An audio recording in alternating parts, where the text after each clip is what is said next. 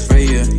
But it ain't easy, it's hard to get used to. Minding my own business, I'm not worried about what he do. Cause nowadays, all the niggas that be see-through. I always said this is that I'm staying around people. Finding my own path like I'm writing my own sequel. Two-faced people all around, they be evil. 2021, you can never trust nobody. Good and bad thoughts on my mind, they be crowded. Wish a nigga pass his limits, then he see he bought it. Family work hard, but I never guess I'm found it. Came a long way, in my dream now I be drowning. Niggas say dying, I hear got some hearts pounded. Multi-talented, my passion I haven't found it. Yeah, in my home, I was never ever doubted. And we're live. What a weekend of football. The title race turned into many different ways over this weekend. This is your boy GFC Gov and back with another video for you guys today. I hope you guys like and enjoy this one. And please remember to like, share, and subscribe to your boy GFC Gov on YouTube channel. We're here. We're going to talk a little bit about Chelsea and the title race. What's going on with Liverpool. Liverpool is out of the title race right now. So it was a 3-horse race. Now it's 2. It's just unfortunate because we would have loved to see all 3 teams, go down to the wire, which is just unfortunate not that one team decided to call it quits early. That's Liverpool. That horse is out of the race. But there's a lot to go through over this weekend fixtures and what's going on with Chelsea overall. Enzo Fernandez, and a lot. Noni Madueke have come out. So we got a lot to go through, a lot. And Omar Hutchinson is killing it in the championship, take his team one step further, closer to a promotion to the Premier League. So that's a lot that's going on right now in the Chelsea space. Andre Santos killing it over there at Strasbourg. It's just us Chelsea right now have to get our house in order. But all the rest of players that are loaning out, they're doing their thing. It's just who is at home right now have to get their house in order, and when they get it in order, then we all know it will be a better thing for the Chelsea team overall. But at this point in time, it's ain't looking too bad on our side. It's looking bright. The future look bright. It's just the present. Was Chelsea robbed? In that game against Aston Villa. Should that goal stand or shouldn't it stand? There's a lot to go through.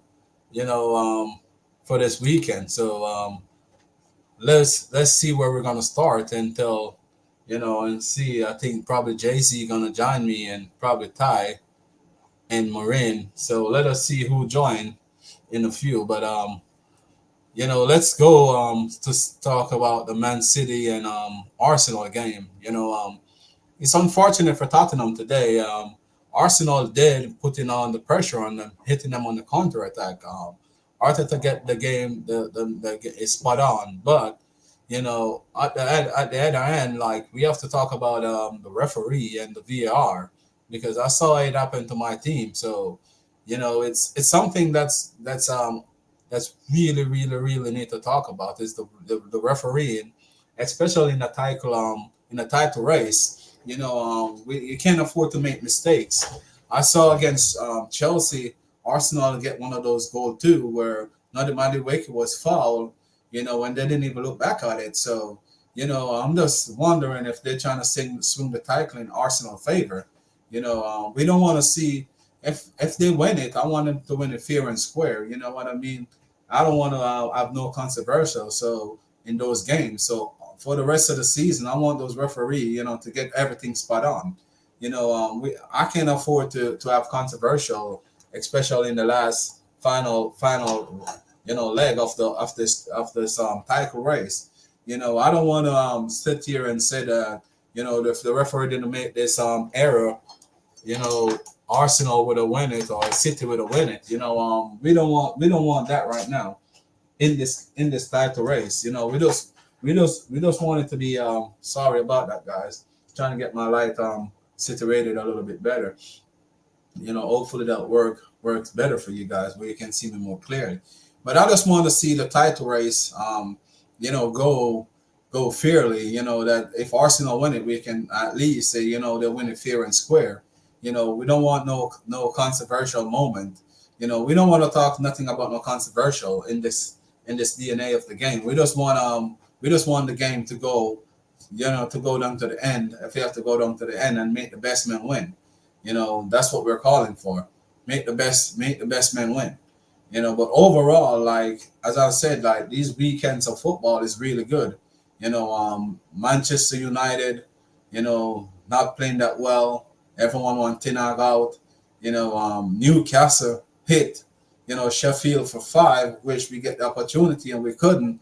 Newcastle now go push way ahead of Chelsea.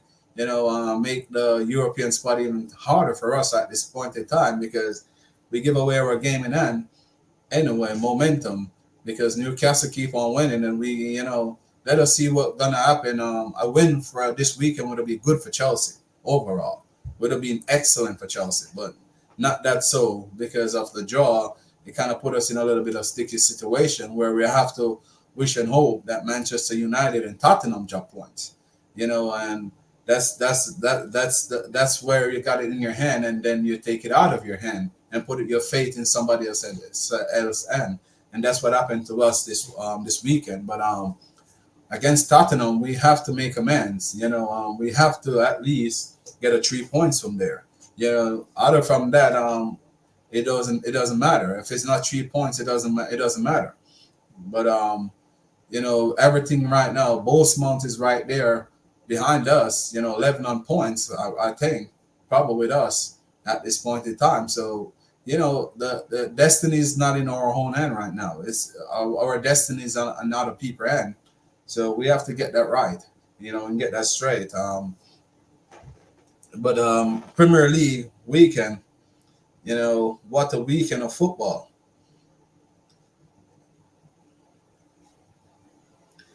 Liverpool drew 2-2 with a West Ham United. That was an early cracker, for me. Early morning game, first game where I saw Mo Salah and Klopp, get into it. Mo Salah is not happy with something. But what interests me more, if the panel do come, then we will discuss this a little bit more. But what he's saying at the end, when he didn't want to give the interview where he said if he's supposed to speak, it would be fire. So there's something going on right there in the Liverpool dressing room.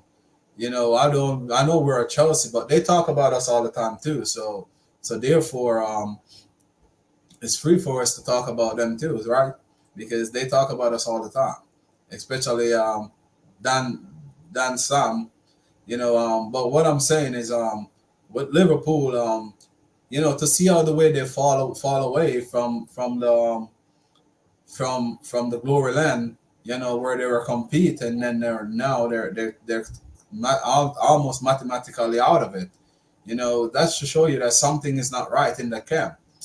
I saw one game against Atlanta where Mo Salah was playing as a number 10. I don't know what Klopp was trying to experiment in his last few games that he got there, but it seems like him and the players are falling out. Or we blaming the players for not, compete for them to go on to at least try to win the league title. I'm wondering if it's a player or it's on Klopp. But the way they fall to West Ham 2-2. After West Ham take the lead, they equalize, and then they took the lead. And to see West Ham, come back and equalize, Mikel Antonio with a nice goal. We're gonna have to big him up because he's a Jamaican international. Well taken goal. My legend is in the house. Rich money maker is in the building, people. Big up, my rich money maker. Yeah, that's what we're gonna get into it a little bit because we definitely have to talk about it because I see a lot of people are saying that it's a foul, but it's a slide. If you watch the Arsenal game, where you see where Ben White, he was around the keeper, but he did give the keeper a little nudge. So why didn't call that as foul too? You know what I mean? Like it's controversial. A lot of things that happened this season, especially in the Premier League, and to see even that foul on Madueke, against Arsenal, they didn't call it. They didn't call it, and Arsenal went on to score. And the same thing happened again today, like in the Tottenham game. So I'm wondering if they do got an agenda against Chelsea, to be quite honest, this season, because I do see a lot of things where it could have gone in our favor, but and just unfortunate, but it's a contact sports anyway, and that was a slight touch. And as a defender, the defender should be more physical right there. You can see that the defender didn't have any motion to even challenge for the ball anyway, because he didn't even leap. So if he did take a leap, then we could have said, yeah, he nudged him, but he didn't even leap. That to show you, that that one was a big robbery. He didn't even leave the ground. If you leave the ground and you touch him, then it would be a different situation, But he didn't even move. He didn't even leave the ground to try to challenge for the ball anyway. So you can see that clear that Balashila was gonna get the ball anyway. But that is a debate that we can always debate on.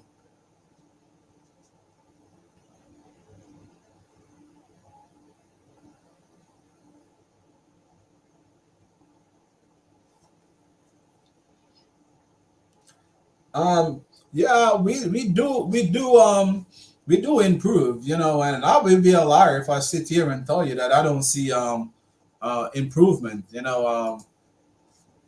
I can say for a fact that we do improve. You know, did we improve a lot? Not really, but I can see a lot of improvement, especially that game yesterday.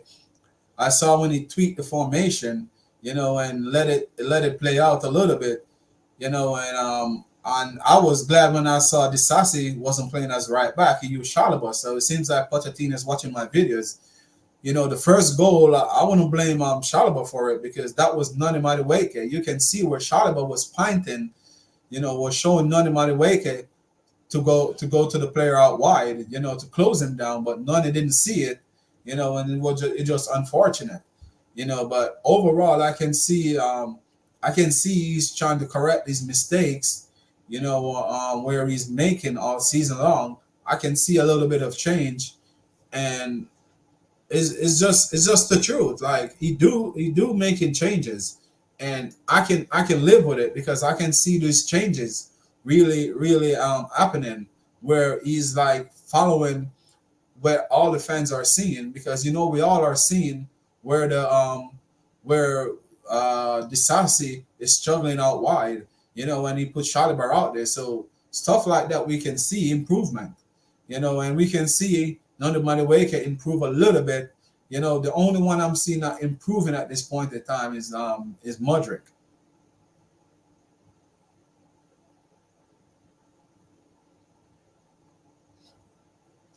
Yeah, we control the game. To be honest, they were hitting us on the counter attack, so I can see definitely where we control the game. We did control the game.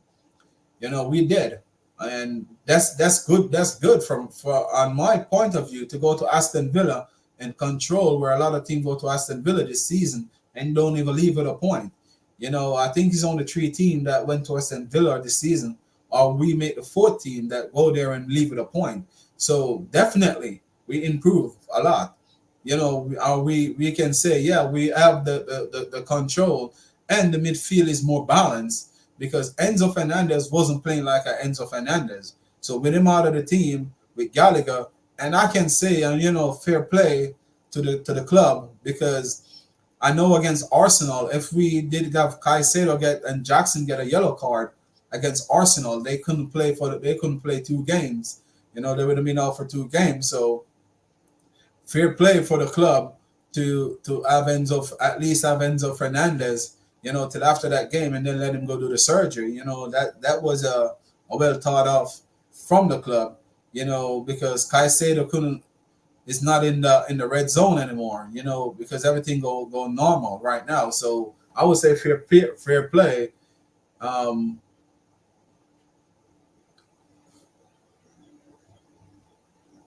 so Modric is the only one that's not really seeing his full potential in my point of view.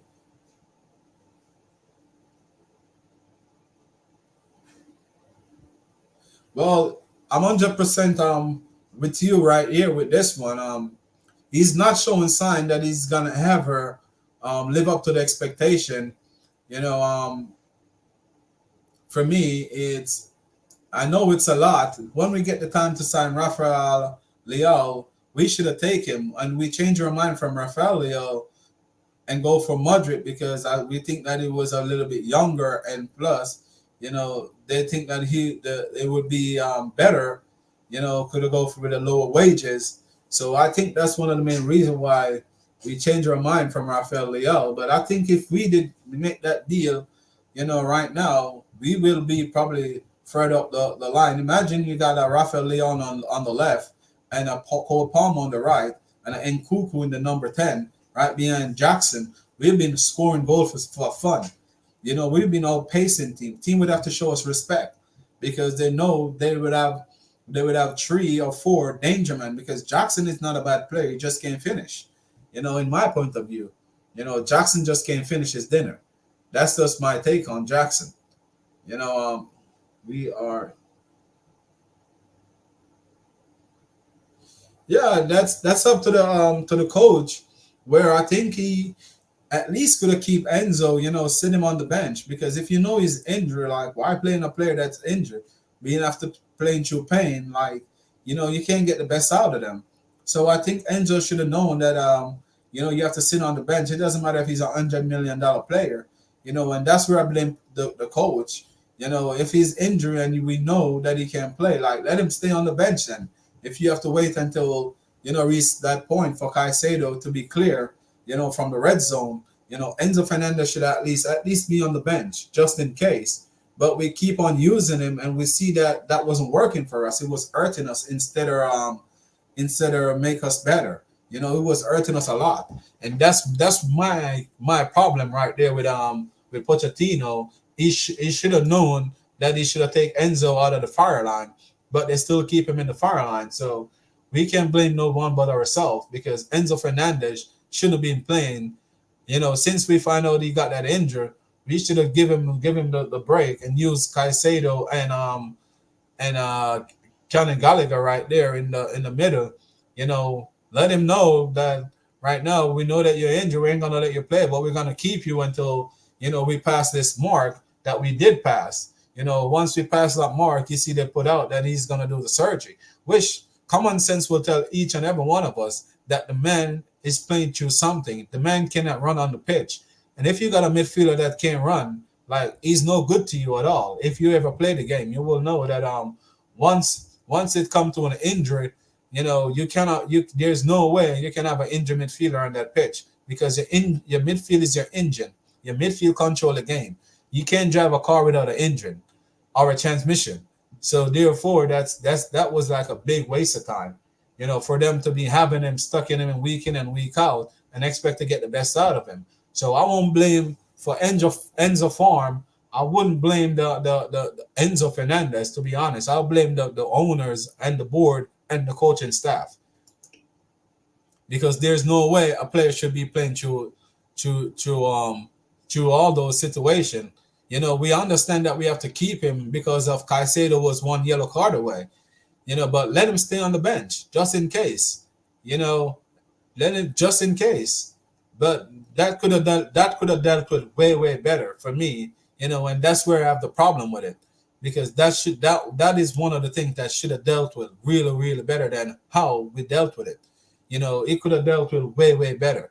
So for me, Rich Money Maker, to be quite honest, you know, they failed me right there. To be quite honest, to have a player that's not 100% and be forcing him to be playing. I know that we got a lot of injury, but that's when you try. That's when you utilize a squad or utilize your academy. You know, I know we got players that can come from the academy. You know, so That's where we should utilize our academy. Let me see this one. Nani, to be quite honest, he's showing signs that he can be a good player. But Nani need to work on his finishing. For me, Nani is proving that that he can do something and he can deliver.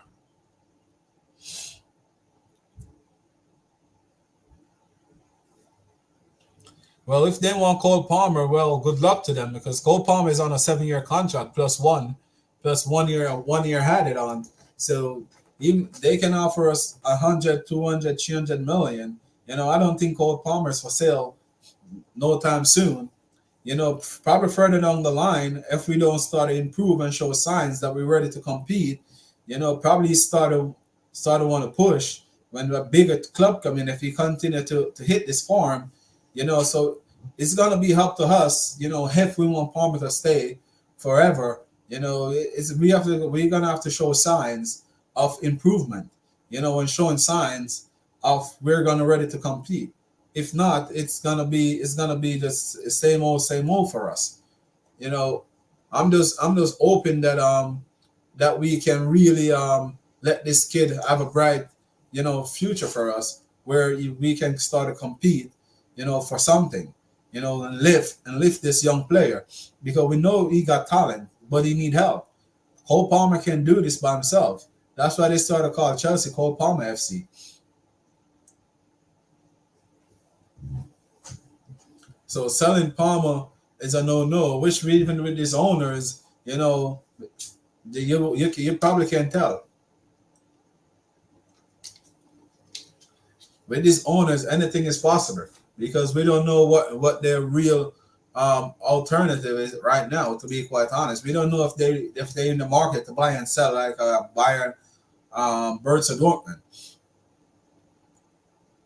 Because I can promise you this right now, Borussia Dortmund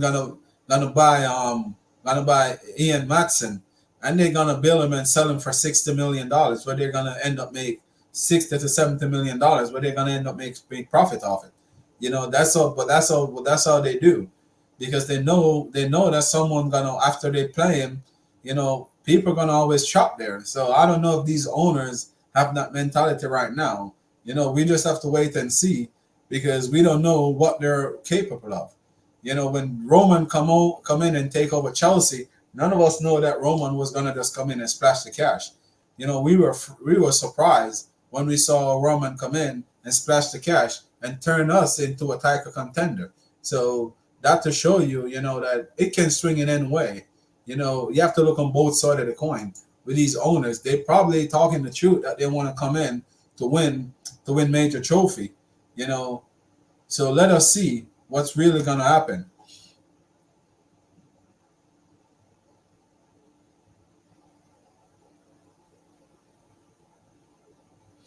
We definitely we definitely have these three players are the key future for Chelsea Football Club. You know, they really is the future because none of us know what Reece James we're gonna get when he come back anyway. And look at Ben Chilwell, like that guy can't stay fit for nothing. So I think we should even move on right now from Ben Chilwell. If it was like me next season, if Reece James can stay fit, I'll use Gusto as a left back, just like what we did with Ashbille Quater in the early part of his career, where he was playing as a left back, and use Reece James as a right back. Or if we can get a better central defender, we use Reece James as a right side central defender because we saw him play there in the Champions League final against Manchester City when we won it. To get Rams turning out of the game. So we got a lot of option. If Reece James can stay fit, I don't worry about Reece James and Malagusto to be quite honest, because we know that we can do something right there.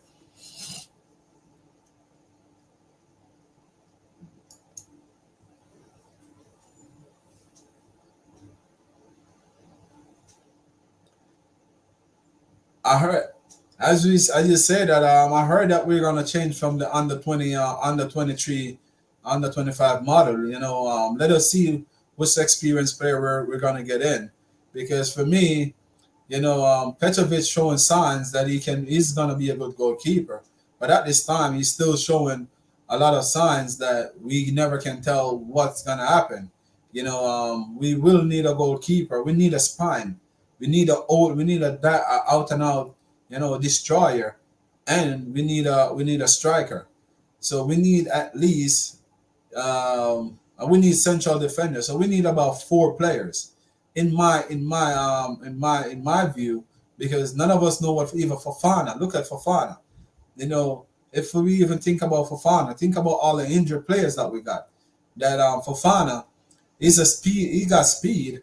He can recover well, and he's good on the ball. He's a good defender. He's good aerially, but can he stay fit?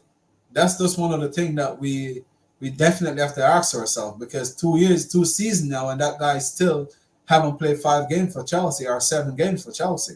And you know what? Every season is a 38 games.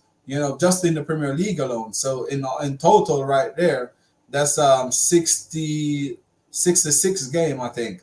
If my maths was correct. So we definitely have a lot of problems. If all these players can stay fit for 1 season, and we see what Pochettino can do, But right now it's just like, I don't know. It's just a hard take. But I've told with something we want experience, and he is finally listening. Well, as you say, man, thank God for that. You know, um, if he's really listening, City win. Yeah, I watched that game. That's why it takes so long to come on live, because I was waiting on that game to finish. The thing with the game, right? I don't like how this is playing out, especially with the Arsenal. It seems like they're just doing everything for Arsenal to stay there with City. To be quite honest, it's kind of controversial, the way how Tottenham didn't get that penalty, and City and Arsenal go right up and score, and they didn't even check, to really see. And I see that happened that happened with Chelsea against Arsenal. So that's one of the things where I have to really, look back into this and wondering, if they're trying to do everything possible for Arsenal to win this. If they're gonna win it, I want them to win it fair and square.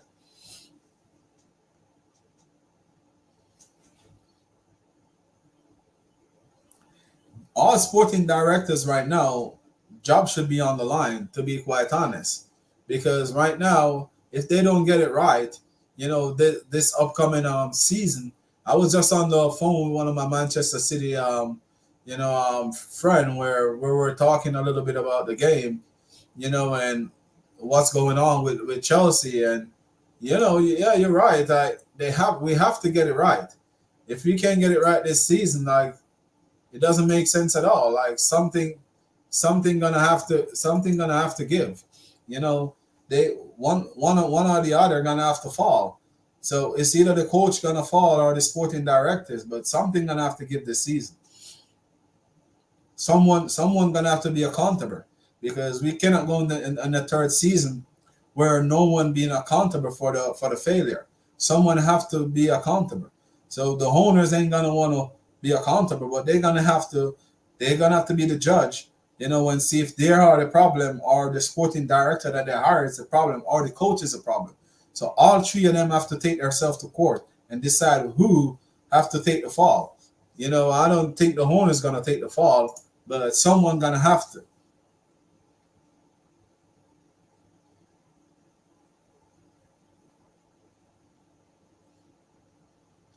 Yeah, we're gonna touch a little bit about the women's game.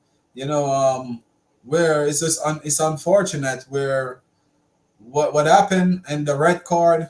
It's unfortunate. It's unfortunate, because I was looking forward for us to at least beat Barcelona, and go on to the final to give MAAs a well sent off.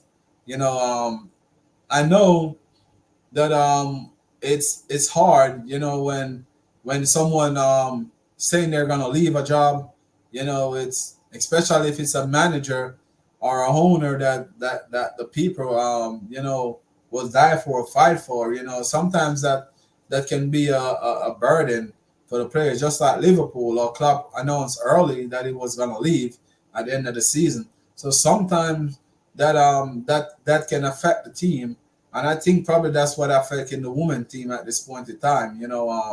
It's unfortunate, that another year that we lost to Barcelona in the semi this time. Last time we lost to them was in the final. But the next manager that come in have a good team to work with. So it's not like that the ladies team have to rebuild, too much, because we got some of the best players in the world, and three of the best strikers that you can find in the game, the woman game. So as I said, it's just unfortunate. We just need a good manager now to take them across the line. Just unfortunate that it wasn't MIA's, because she done a wonderful job with the women's team, and we all can sit here and we all can say we appreciate her, because she revolutionized the women's game, especially Chelsea women's team. That's a lot. You know, and she done it. Because this was a men's sport where, and I saw she's out coaching a lot of men's on that sideline. You know, in the women's game, because Arsenal coach is a man, and I think Man U too, and she's a woman that stand up, and outperforming them, beating them to many titles. So, we have to take our hats off to her and salute her, because she been doing a wonderful job. So that to show you that the game has changed, you know, and I really appreciate it. I just wish they can have women coaching the men's team too, because if you got men's coaching the women's, I don't see the difference. If a woman is good enough, they're good enough for me, you know. But let us see how that's gonna go in the future. But she done a wonderful job there, to lift the team and win 4 titles in a row. That ain't easy. She's the Manchester. She's a Pep Guardiola for me in the Premier League. Win four domestic titles in a row. That meant something. That to show you she been whipping people here and there. And get over the line. So congrats to her. Even though it's a disappointment that they didn't win the go ahead and on to win the Champions League or go to the final, but we still have to salute a legend when you have to salute a legend. As they always told me, like, don't wait until someone passed to give them their flowers. And I'm giving her her flowers, that how she changed the woman game, and I'm gonna say thank you to her, wherever she goes, wish her all the best. I know she's going to the United States women team. I wish she were going to the Jamaican women's team, because Jamaica gonna have to compete against her, and it's just unfortunate that we have to go up against that great, great woman, But congrats to her. Wish her all the best.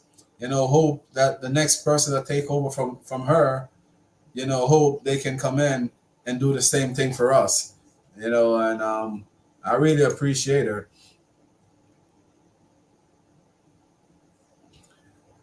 They think it was fit. Yeah, I think so too.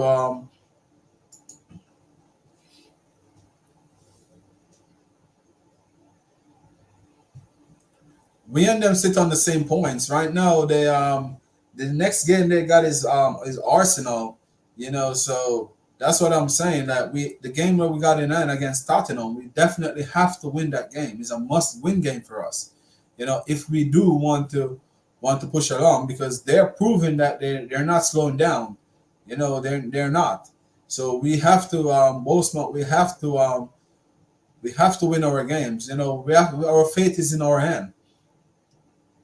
West Ham too. We got 2 games on West Ham, so we definitely have to win that game to go at least 2 points clear of West Ham. We still got 2 games on West Ham, just like how we got 2 games on them. So that game against Tottenham on Tuesday, we have to win that, and we have to win on the weekend too.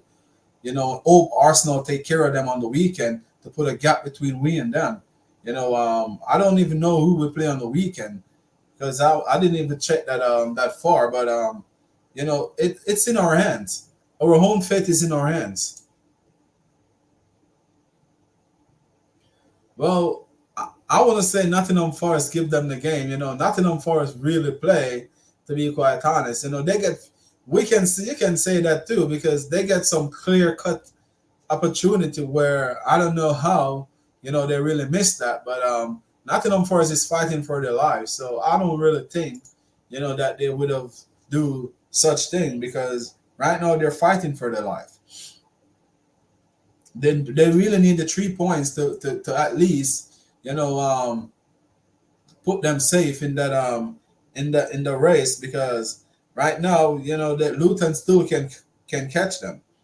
Let me see how much points Luton because I think they're just a couple points uh on Luton and they're on 26 points. Luton is on 25 points and they play the same amount of game.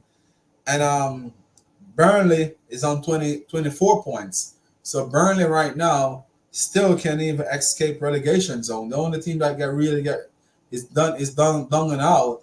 It's Sheffield United. Is the only team that's really done and out. But all the rest of the teams still have a chance.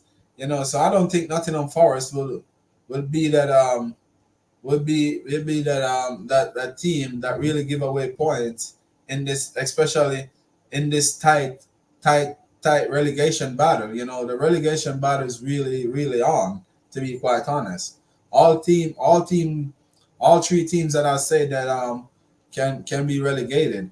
It's up to those three teams. Two gonna go down and one gonna stay up, and that's how it is for me right now. So out of the three, two are gonna go down because um Beck Bradford only need 1 point to mathematically escape relegation. They just only need 1 point to go to safety because Everton already saved. So they only need 1 point.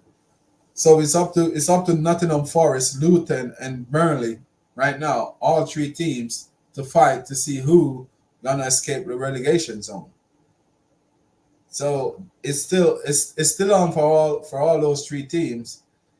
So I don't think that they will really be that guy that really want to give away 3 points, and bow down to City for City to go on to win the league when the fight is in their hand too for their own safety. So it's gonna be very interesting to for the next couple of weeks, to see how all of this gonna turn out.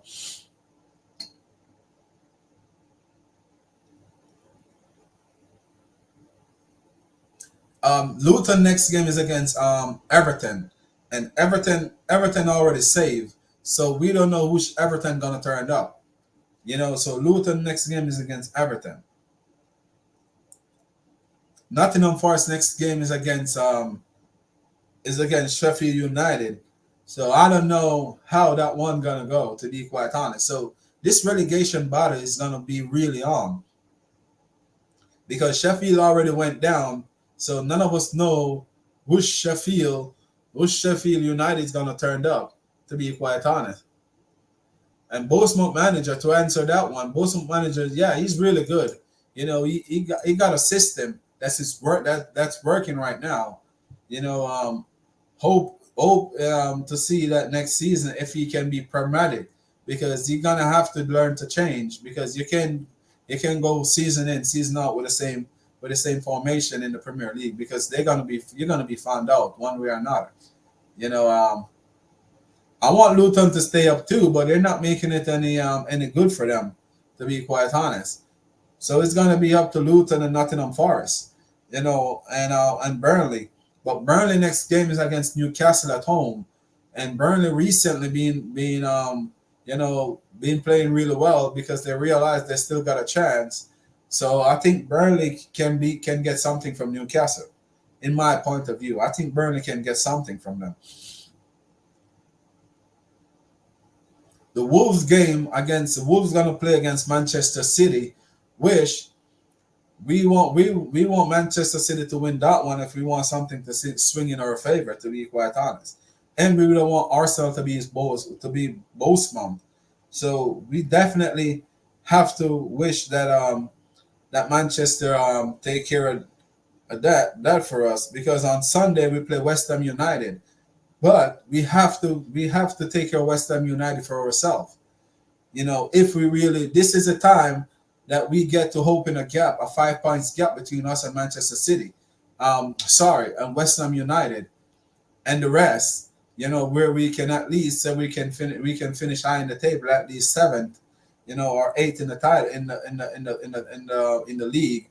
We have to take care of Tottenham, and we have to take care of West Ham United, because that will give us a 2 point clear of West Ham United if we can win that one. And if we do beat them on Sunday, that give us a 5 point clear on them and a 6 point clear of the rest, with only the 2 games to go.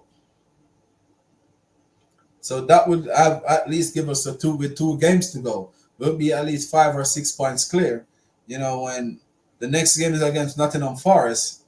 So if Nottingham Forest have been saved by then, that one go, that one can swing anyway, because if they do save, they're gonna go on holiday, So at that point, hope Nottingham Forest, will be saved, and then we can at least, go down to the last game with a fighting spirit where we can at least finish seventh. So our destiny is in our on end at this point in time. We definitely have to go on a winning run again. To be quite honest, we don't mean like a draw. We have to win at least the next 2 games that's coming up. We have to take points if we want to at least finish above West Ham United and close to Newcastle. We definitely have to. Let me see Newcastle and Manchester United have to play each other. So one or the other going to drop points right there. So, and we played Bournemouth on the last game of the season at home, and we go away to Brighton on the 15th. With Brighton, we don't know which Brighton gonna turn up, but and that day Manchester United have to play Newcastle. You know, that's one to watch. And Newcastle gonna play Beckford away, and Man U gonna play Brighton away. So we got our last game is at home. So both team. Oh, last. Oh, Arsenal play Everton. Arsenal play Everton the last game of the season at home. Right, Manchester City gonna play West Ham United at home. Everton already saved. Everton is on the beach right now, to be quite honest. Unless Sean Dyche really want to spoil a party. But this title race is gonna be one to watch. The only game I'm worrying about with Arsenal for Arsenal would be that game against Manchester United at Old Trafford, and we all know how that one go. Unless Manchester United is gonna let them walk away with it, because of the city rivalry. But it's not. It's looking really good for the remainder games that's there.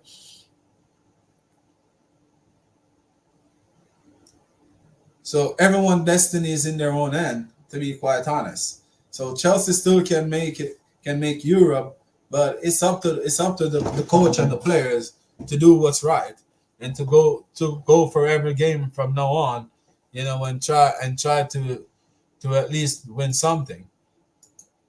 So the let me see, Arsenal. You were saying something. Do you think Arsenal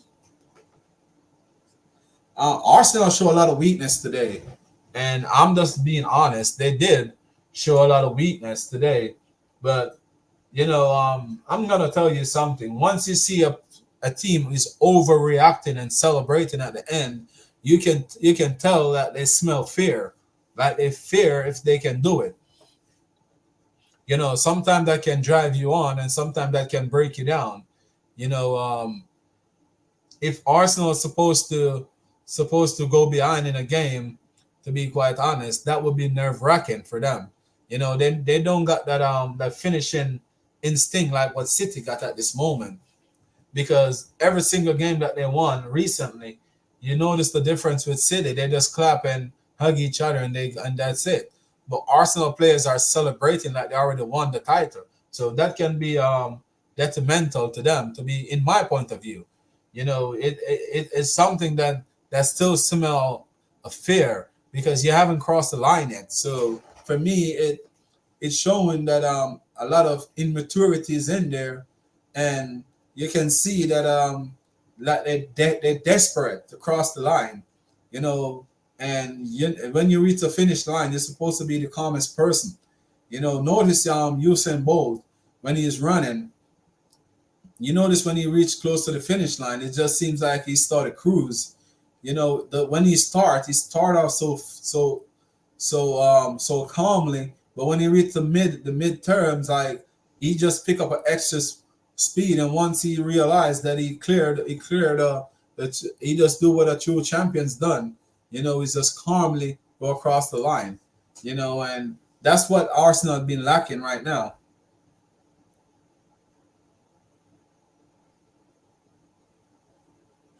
Oh, I didn't watch that game today. I didn't get to watch any game. Of the I know Manchester City was, I think, was playing. The women's team was playing against Bradford today, I think. But I didn't get to watch any of the games today because I was mostly outside, doing some other stuff so I can finish to do the show. But if that's the case, I just wish MIAs can go all the way and win it. At least go out with a trophy because she's been winning everything for the last couple of years. As I was saying earlier, I give her a flower. So I just wish she can finish the journey.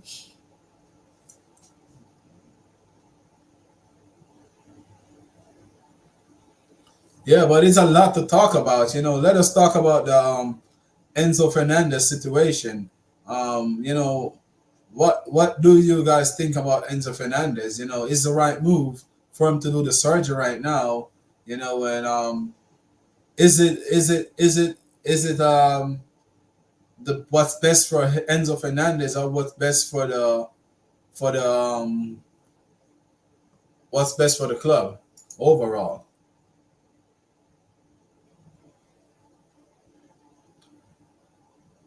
Oh, well, they lose their top scorer, which is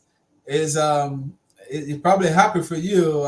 It's happy for me, but it's sad for me too because that's our Jamaica international women's team captain. Bonnie Shaw. She's the captain for the Jamaican national team. She's our tallest woman. She's the one that bring that team on her shoulder most of the time. She is also unfortunate that she got injured, but wish her a speedy recovery because we're gonna need her. For the women team. He led us to two women World Cup. And wish the men team never done before. So, I have to always big her up because she done wonder for us. Kadisha Bonishaw. It's just unfortunate. But after MAA's leave though, I would love for her to win something.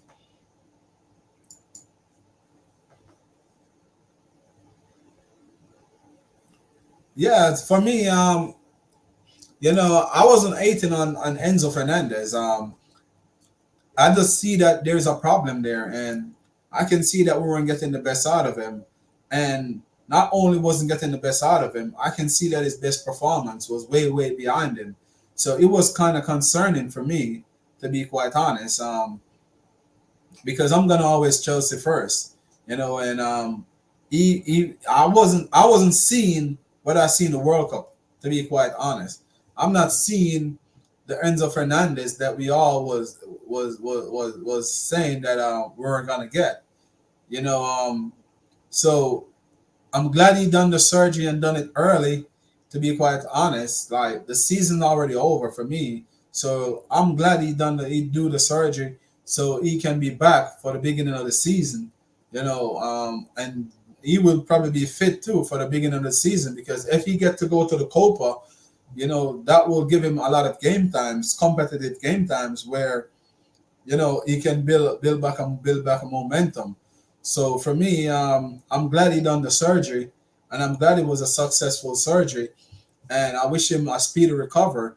But it wasn't helping the team, for me, and it was a lot of question to wondering if he was a World Cup, just a World Cup hype, because James Rodriguez, we all think James Rodriguez was going to be the next Ballon d'Or, was going to be the next big name, because that World Cup that James Rodriguez have, that put his name on the map, and Real Madrid splashed the cash on him, and he did do some wonders over there, but he never lived up to the expectation that Real Madrid was expecting. So a lot of times, PR people was putting Enzo Fernandez in that same category. That defender was at Everton. Um, I can't call his name. Many Yang or something like that.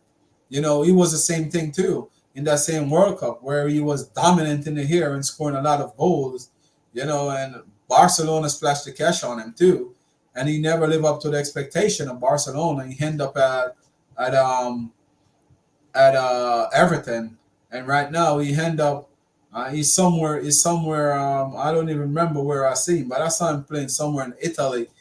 Um, I'm not thinking he's even a big team in Italy, but our friends, but I see him somewhere, and I wasn't looking forward for that for Enzo Fernandez, to be quite honest. So, after a while, by those state, it can take a hold on you. And I'm glad he done the surgery and get himself out of the spotlight for at least right now, where he can go on and get himself fit and recover from all the mental stress of Chelsea, to be trying to prove himself here in England, and not only try to prove himself in England, but try to prove himself to the Chelsea fans that he's good enough under our rival. Players these days know what's said in the social media space. Even if they say they don't, or they're not on there, but their family member being strolling and see what being said, and know what's been said. So I'm glad that he really think about go do that surgery, and I'm glad it's successful, and I wish him all the best. And hopefully, when he come back for Chelsea, we can see the best of Enzo Fernandez. The best Enzo Fernandez, something that we see in the World Cup, because you can tell by the guy shooting that something is off. How you see Enzo Fernandez was shooting in the World Cup, and see how he started shoot with Chelsea, like he's dragging his feet. That's not the Enzo Fernandez that we see in the World Cup and like. So all the best to you. Just go there, get yourself fit, get yourself recovered, go to your Copa America. Even though I don't want you to be up against Jamaica, but what's supposed to be. But go get yourself fit and get yourself ready for the upcoming season. And hopefully we get back a better Enzo Fernandez. That's all I have to say about Enzo Fernandez. You know, wish him all the best. Omar Hutchinson. Omar Hutchinson. That kid that we have on loan at Ipswich. He scored twice yesterday, and he's putting down some wonderful performance this season. His first outlet in men's football. He's showing that he do got an assist on him, and he got goals to his game. Wonder if Omar Hutchinson gonna be a part of this Chelsea squad, because I heard that that his contract wasn't that long like the rest. He didn't sign a long-term contract. On his part, that's a brilliant move. So Chelsea gonna have to make a choice, because we don't know if he's gonna stay on loan. I would love if Ipswich get promoted and he'd stay there for at least one more season, in the Premier League, because he's already used to their system and he's already used to the players there. But I would love if he could stay there. But if it's a risk, again, we have to look at it. The risk of losing him for free, even though we do get it, we did get him for free. Because I think after this he only got 1 year left on his contract. But he's proven that he's a good player. His numbers not telling any lie. The goals and the assists that Omar Hutchinson have been having this season. It's one of those things that he's right now he's getting a full game time, and I think Modric need to get one of those loan, to be quite honest, in a lower team in the Premier League to go learn and get his craft. I don't think that Modric gonna, if he stay right now in Chelsea team, I don't think he's gonna live up to expectation. So he need a loan move. He's either in the Championship or a team in the Premier League that he gonna play week in and week out. To build something. But you can see the talent is there, the potential is there. Everything is there. He's just not ready. He needed somewhere where he, just like a team that get promoted up. You need to go to one of those teams that's gonna get promoted up, where they're gonna look players that experience in the Premier League, and go on a loan there. That's just my take on Modric, but he's still got a lot to learn for me.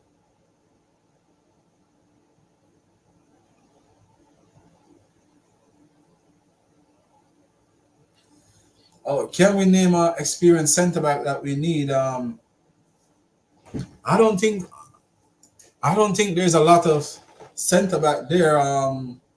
Uh, I can give a few. The centre back that's at Benfica. I think his name is Silva. Is Silva too? He's young. He's 19 years old, but he got a lot of experience. I think he played 2 seasons straight in a row.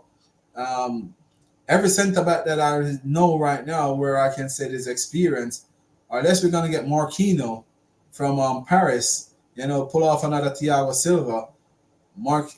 But recently he's been picking up a lot of injury here and there. There's not a lot of world class centre back is out there that I can really think of. Or we probably can go back for Mark Gay, at Crystal Palace, because we still have a buyback clause, I think, where we can buy him for certain amount, where he is a Premier League proven player. So unless we're gonna go back for him, someone that was in our academy, and we get rid of him, you know. But there's not a lot out there that to choose from. Our Barcelona got this center back too that I think we probably can look at. There's not a lot of center backs out there, to be quite honest, that I can say is a world class center back that we can really, really say we're gonna go for. There's not a lot, and that's just the truth. Like the center back gonna be something that's hard to really find the right tune, to be quite honest, because experienced center back is only one I see right now that's probably gettable is Marquinhos from Paris Saint Germain. Our I think the guy that leave Inter Milan to Paris, but we haven't seen him play either. So I don't even know if he's injured or not. So the center back gonna be really really hard to really know who we're gonna get or who should we go for. It's gonna be one of those things.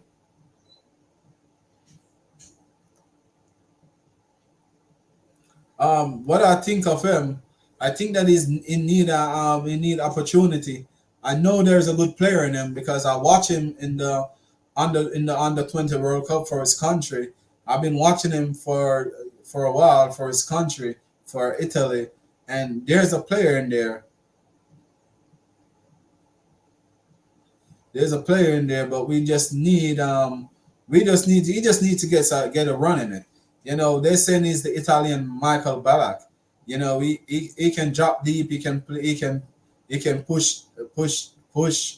And I see him, to be quite honest, as a player can play even on play wide. You know, um I think that he needs to get more game time right now. To be quiet, I think we can put Nani on the left, Palmer on the right, and try him in the center. Pochettino gonna have to be more proactive right now at this stage. I think he can do a job, and he got goals in him too, and he's tall and physical that Pochettino been complaining about. So he do bring physicality. So it's up to Pochettino to do the right thing with this kid.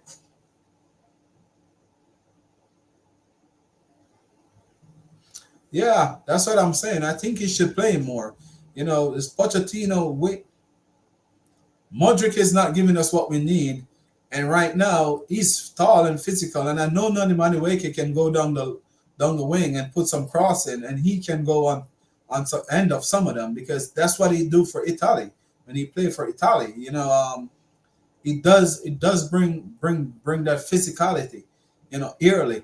He's deadly in the air. He's better than Jackson, far better than Jackson in the air. So put him in the number 10 for me, and put Nani on the wing and put some crossing with him with his late runs. I know we can create a lot of problems. Pochettino just have to be more proactive with his team right now because that's what we're lacking at right now. Yeah, and this is the time of the season where you have to trust players. You have to make player believe in what you're doing. It's not time for you not to trust people right now because the squad is limited right now. So we definitely have to find ways, how to get the best out of all of these players, and we have to limit the injury by forcing players back. We cannot keep on forcing players to come back from injury that quick. That's not gonna be good for us. So you're gonna have to find a way to trust these players, one way or another, because we definitely need all the players right now, especially the game's gonna come in quick and fast. And see right now, Thiago Silva seems like he's gonna be out injured. So even Reece James, I wouldn't rush back Reece James right now, even though I know you want to. I was saving probably for the last game of the season, to at least give him a little bit of run out, to close the season off. But out from that, I won't worry about Reece James, to be quite honest.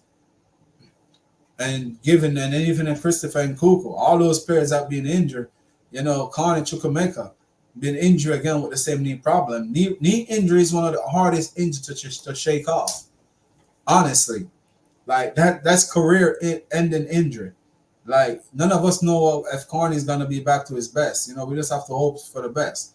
Carney Chukwemeka, I wouldn't even force him right now to come back and try to run or do nothing. I would send him back to let that heal because that's one of the hardest injury to really shake off.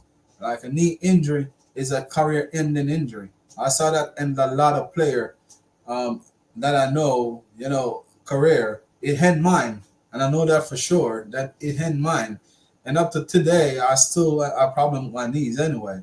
So that to show you, like a knee injury is really something that you have to be patient with. So I wouldn't even try to force back Carney. Let him go heal properly. And don't let it get worse. So a lot of these players, I will sit them on the bench.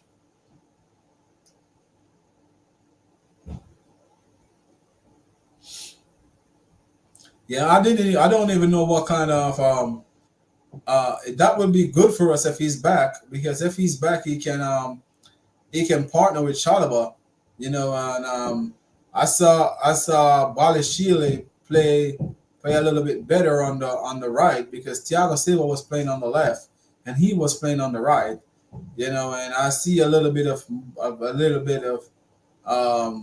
better composure from him against Aston Villa. It wasn't that bad at all. That to show you is just the partnership with him and Disasi don't work.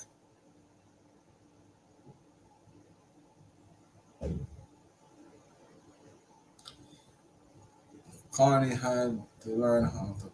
Oh yeah, that's what I'm saying. It can be anything. So I'm just hoping that he can get it correct. Let it heal properly, because knee injury is something that you're gonna have to, especially that injury was a really bad injury, because I was watching the game and I saw the way how his knee flex back when he get that knock, similar to what happened to me. So it can be it can be hard for especially a young player, but he can get that sorted out, but it just us to just write him off for the season, let him go heal properly and come back for preseason, because the longer he stay out is the better for him with that knee injury.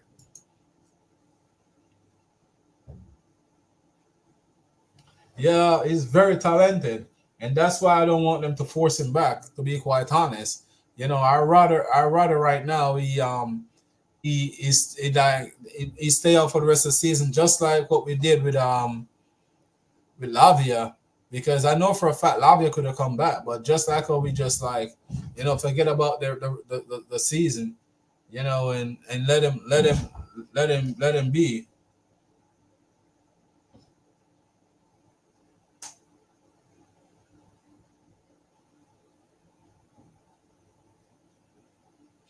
You know, it's for me. It's really it's really up to the manager to do.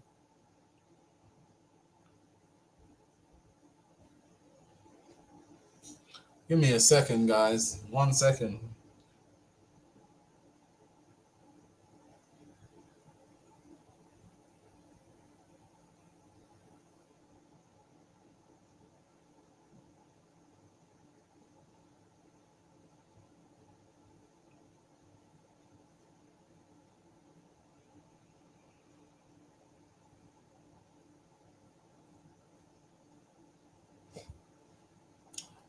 Yeah. So for Corner Chukwuemeka, let the guy be, man. Just give him that break to the end of the season and let us see.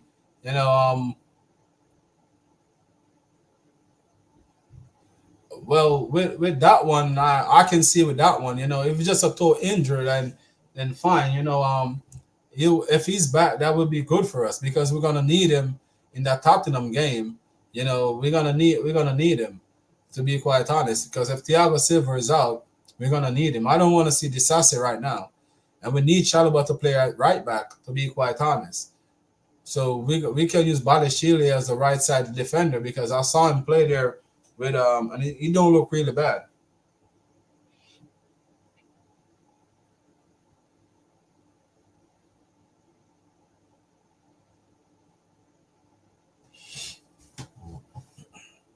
So it can be one or the other, you know. But I definitely don't want to see Disasi at right back, to be quite honest, and I don't want to see him and him and Bali Shield partnership, because that doesn't help us at all.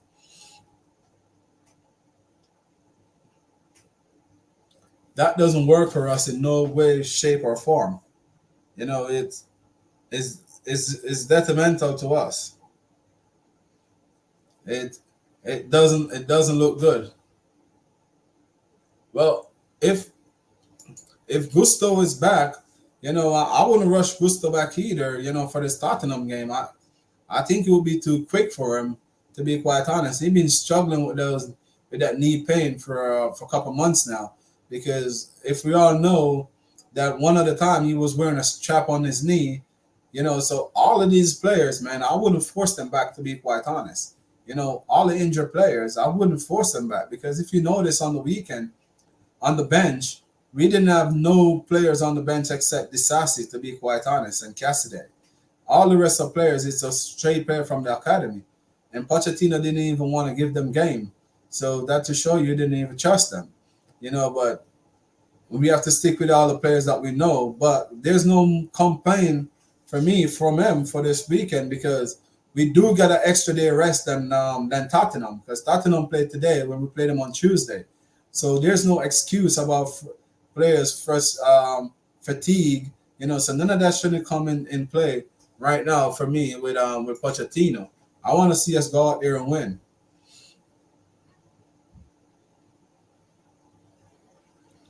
Ryan Sterling. Oh, I didn't know what kind of injury he got. So thank you for that update. Because he definitely was was um was out. I heard with a illness, and then I heard that he was out again.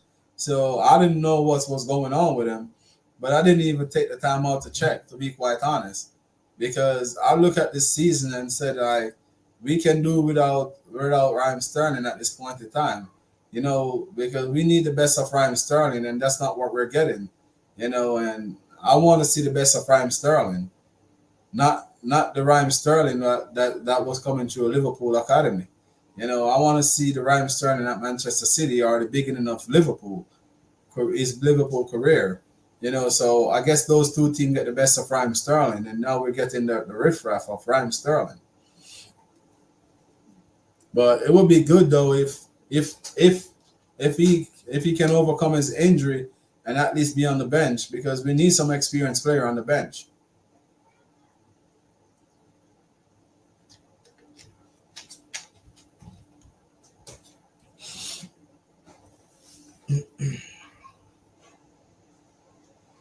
But it looks good for us. Eventually, right now, I can say our fate and our destiny is in our hands. It's up to us to grab it. But it's not looking that bad for us. It's just us have to take our opportunity right now. All these players have to start to dwell with that fire that inside of them and start to dig deep. As Nani Madueke say, he finally get the spotlight. Because Nani Madueke like the spotlight, he finally get the spotlight. So just open that he can take it and run with it. Because he got finally get his interview after the match. Because normally it's Cole Palmer, and right now you see that he stepped up, and that's what I want to see from our players. I want to see when the spotlight is on them, they take it, and run with it. I don't want this to be Palmer FC, like what people been saying. So, I'm glad he get his goal too.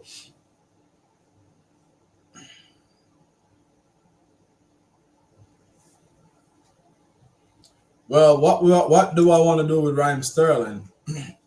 For me, I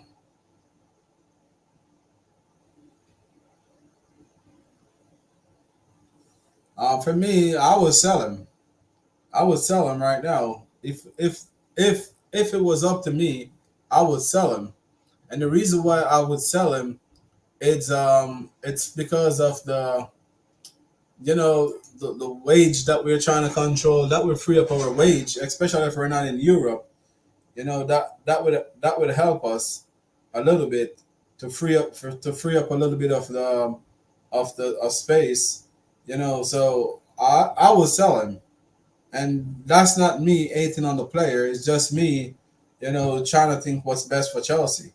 And at this point in time, if we sell him, like, I don't think we will really regret it. So I would sell him. That's my final answer with Raheem Sterling. I would sell him. If the opportunity come where we can sell him, I would sell him. The wage bill will free up a little bit of more wage bill for us, because he's earning a lot of money. So selling Raheem Sterling right now would be good for us.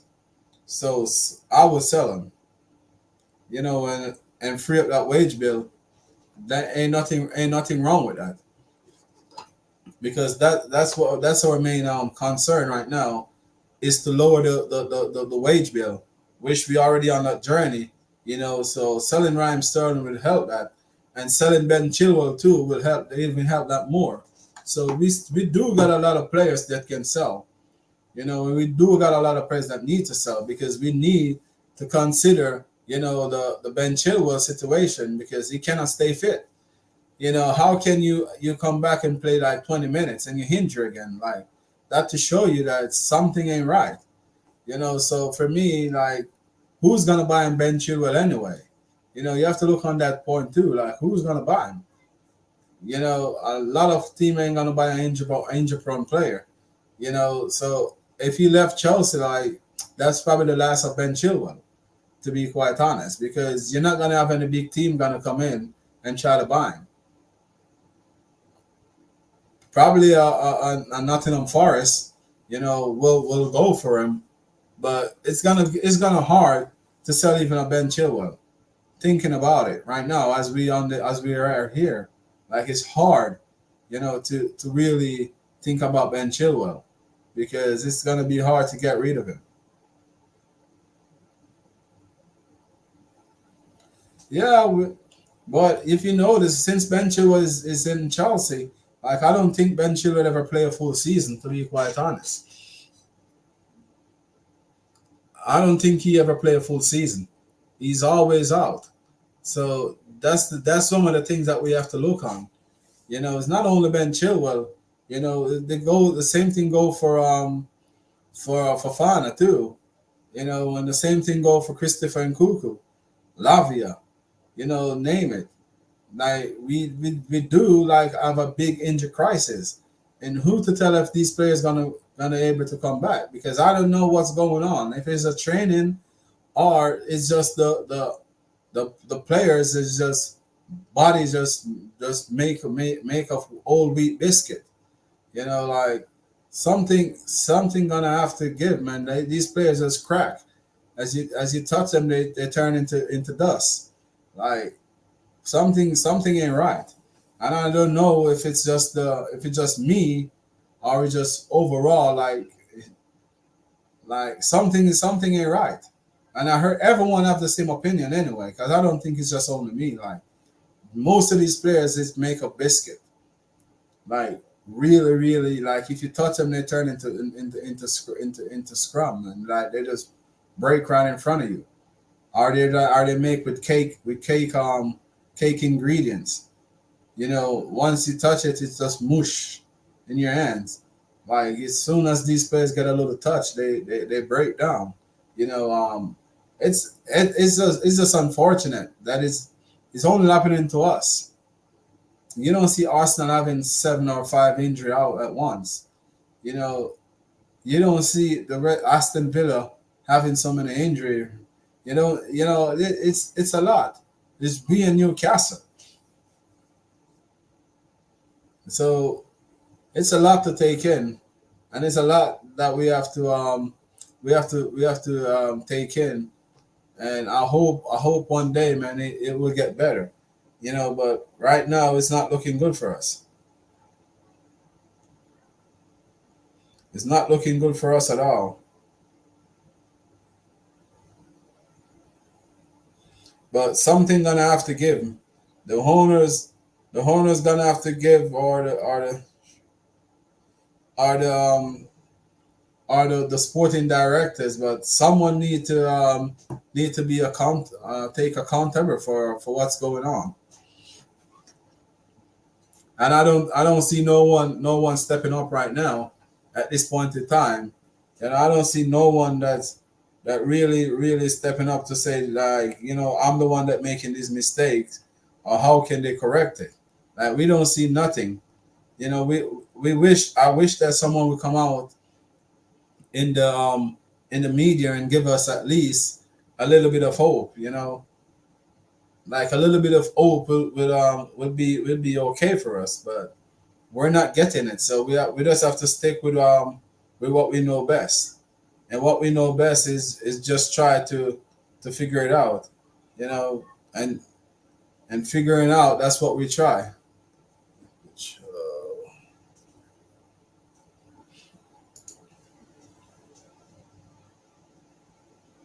But the thing is, too, we could have leave Cassidy right there in Leicester City if we weren't going to give him any game time, because see, Leicester City got that promotion, and it could have been good for him because he's on a long-term contract where we could at least, give him another loan spell right there at Leicester City, where we could at least play next season in the Premier League.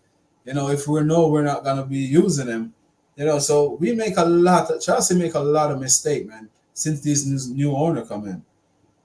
A lot of mistake, a lot.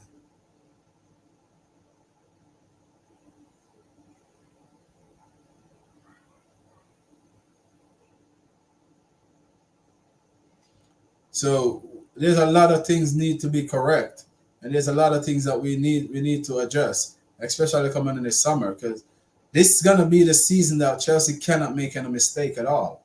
Like we cannot make any more mistake. We have to get everything spot on, both with the manager and player recruitment and player going out. Like everything gonna have to be spot on. Everything, everything have to be really, really, really spot on. You know, it's not gonna be easy. But we definitely have to. And I know Rich Moneymaker will back me up on this one. Like we cannot get nothing wrong again. Like it have to be spot on. Have to be. Everything have to be in the right order. Like we definitely have to get everything in the right order this season. We cannot make no more mistake. No more mistake. Like one more mistake for us is that's it. Like we cannot afford to make no more mistake. If we make another mistake, man, I don't know where we go from there. But we just can't. We cannot. We have to get everything right. We have to. And if we don't get it right this time around, it's just gonna be on a problem for us.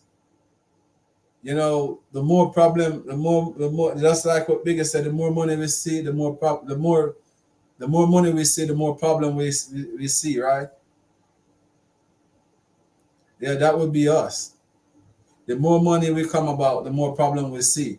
So a lot of us in the Chelsea community, when we see this money was flowing in, we were happy, and we all can sit here and say that we wasn't happy. Like we all was happy, because I was happy. I'm not gonna lie. I would be a liar if I told you that when this money was coming in, I wasn't smiling. I was happy. I was glad that we finally get an owner that want to spend like Roman, but they do spend like Roman, but they don't spend in the way that Romans spend. So that's just the difference with me. They do spend, but they just don't spend it wisely.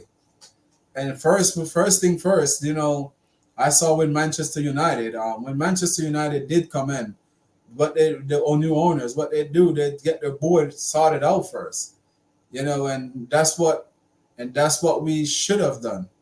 We should have sought the board out first, and get all the directors in. I know it wasn't quick because of the I know it was quick because of the sanction of Roman. I know that it was something that we have to do quickly, but when they're gonna do the bid, they should have known that if I do get the team, I should have everything. They should have everything in place.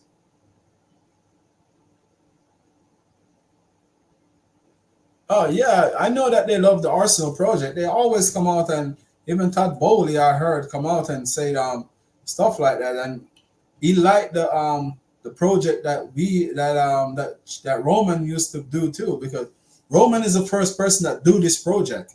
It's just because we didn't have the manager to fulfill this project, because we buy Kevin De Bruyne, Mo Salah, Oscar, you know, name them, Kennedy, uh, Charlie Musunda, Andre Christensen. Who else? We buy a lot of talented young players. In the time when we got those Frank Lampard, and we buy about 11. Romelu Lukaku. Um, that guy that's right now in Barcelona. He was at Southampton for a long time. That central midfielder. Uh, what his name? I can't. Raul. What's his name again? Oh man, I'm gonna have to see if I can look him up. But he's right now he's playing for Barcelona in their midfield. His head is shine.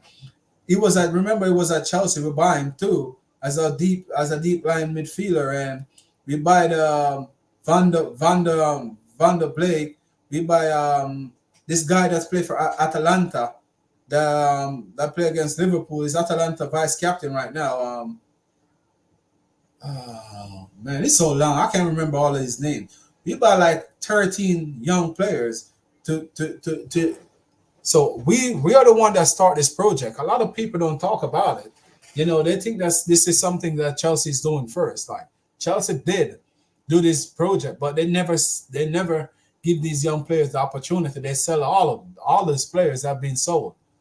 You know, Petrovic, he's playing for Atalanta. Petrovic, so he's a central midfielder. He was Chelsea midfielder too, and we buy another Serbian midfielder too, where I think we sell him back to a Serbian club.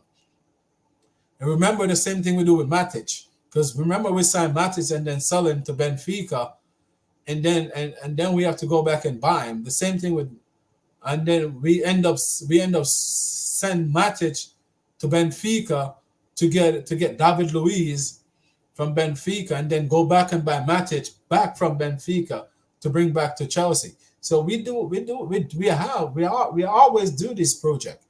You know, it's just the way how we didn't have any managers to really go on and bring them into the first team. But all these project that everyone been talking about, Chelsea have done this project before.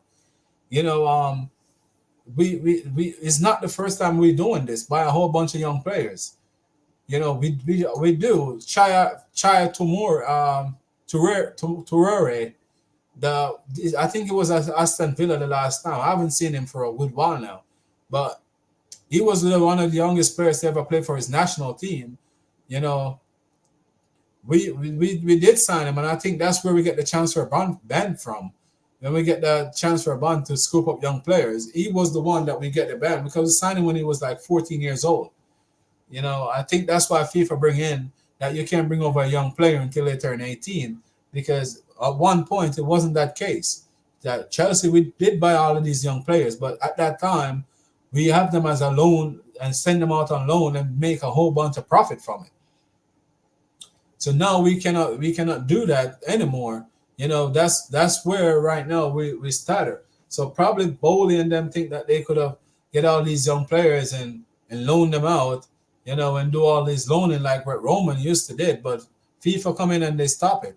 And remember, you can loan out a certain amount of players. And Chelsea used to loan out 30 players, at least 30 players. So check your loan out 30 players and you get 10 million from all 30 players. See how much that Chelsea was bringing in.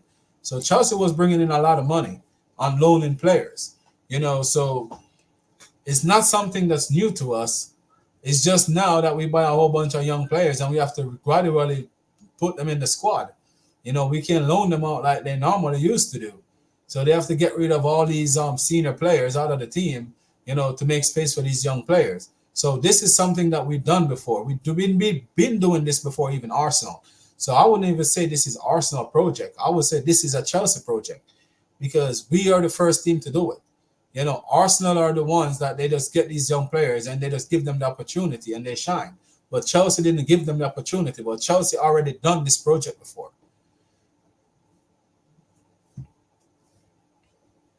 So, you know, it's up to them though to make it right. You know, but I'm glad that right now, you know, if they're listening and changing the model, you know, because we need some experienced player to bring these players across the line. Because as you said, if you listen to Noni Madueke interview where he was saying that the coach and Thiago Silva was demonstrating some stuff to them, you know, what they need to do to get back into the game. So that to show you that Thiago Silva is a big role model in that dressing room. And to have Thiago Silva leaving the dressing room, it's going to be a big problem for us. That's why I've been recommending that we need John Terry, you know, to be a part of the coaching staff. You know, like for the club can hire him as the club coaching staff. where we give back feedback back to the owners or something. You know, have him around the training pitch or keep Thiago Silva on as one of the coach. If Pochettino feel more comfortable to working with Thiago Silva like I was there, because it wouldn't look that bad for him, but it would look bad to see that they bring John Terry in, and he will feel like they're trying to step on his toe, so it's up to him though. But let us see what happened. Let us see how it goes. But for me, I would definitely look deep into that, because right now, if Nani Madueke can come out and say that, imagine what's going through these players when they lose that experience.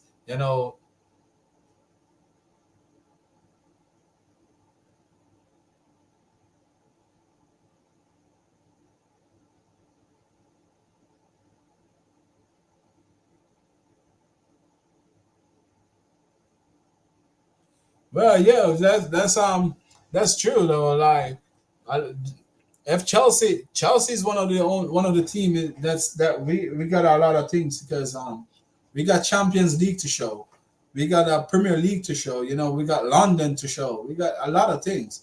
So to attract all these sponsors and to get a lot of people on board, we definitely gonna need a lot of a lot of sponsor, but we need to finish strongly too. For us to get a grip on everything, that we definitely need sponsor. We definitely gonna need some good sponsor for us to stay, because next season, who we're gonna sell for financial fair play? So it's little stuff like those we definitely have to get correct, because when you sell your like of Gallagher this season, or your Shalaba, you know who is there to sell? Reece James. That's what I'm saying. Like, we don't got a lot of players to sell right now, because our academy right now is not that outstanding than the rest that how it used to be. But remember that every season that Chelsea academy was the best in England. Now you got the Manchester City academy where people are looking in, because you can tell for a few years that Chelsea got a player in almost every team in the Premier League. That to show you that we definitely fall away, a lot.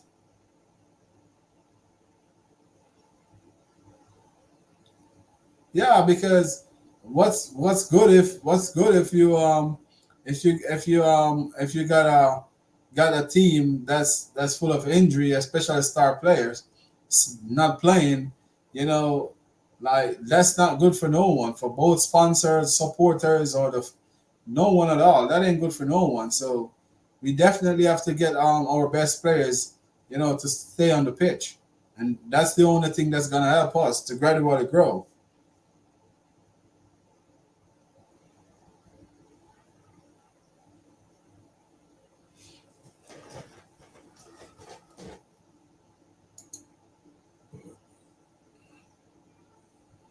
Yeah. So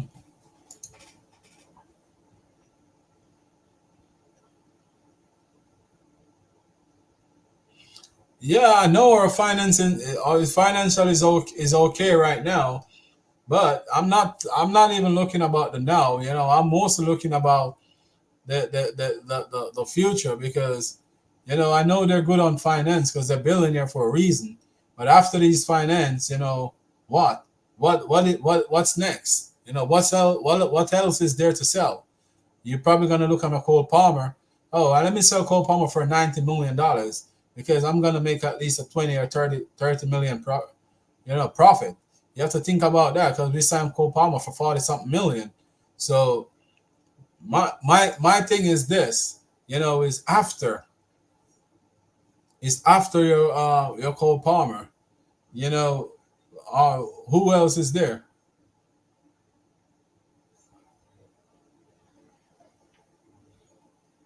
That's just my take on it. Is who is there? Who else is there to help? That's the question that I should ask. What's next? After your Gallagher and them this season. It's just who is there, who is next. We definitely have to find a way, how to gradually outgrow the notorious Tasha's in the building. Back in the day, she used to be the first one. Yeah, but it's gonna be a concern, not probably for the near future, but for the long term future though, it will be a main concern, because if we don't get it right, especially this summer, it's gonna be a long, long, long, long, long 5 or 6 years with these owners. Because as I'm saying, the more we stay out of the European competition, is the more that Chelsea is going to fall up by the wayside, and the less we're going to attract these big sponsors, and not only big sponsors, the less we're going to attract these big name players. So we have to stay in the loop, So we have to get this summer right. This summer have to be 100%, correct. I know that even if they offer that much money for Cole Palmer, I understand what you're saying, but looking at it in the right way, like, after a while, Cole Palmer himself gonna want to go. We have to look at it too, because if the team don't improve, it doesn't matter if they want to say that even if you offer 300 million for Cole Palmer, you're not gonna sell him. I understand all of that. I understand every single aspect of it. But after a while, if we're not improving, Cole Palmer gonna want to get out, just like what he did with City. Like, he wasn't getting the opportunity, so he want to get out, and he did get out because that's what he.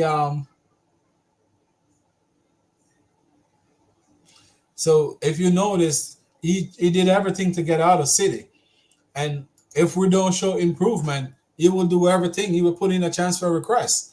So we cannot sit here and say that even if they put a $300 million out, they're not gonna sell him.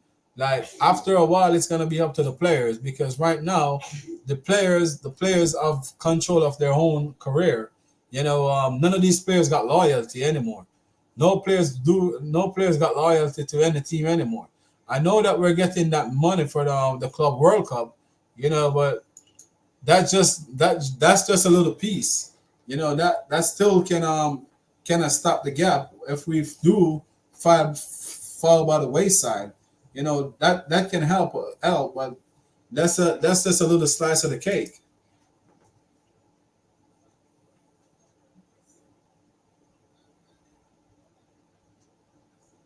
Oh, I heard about that part too, where they're saying that the players don't want him to get sacked. Like, the players are building a bond with him.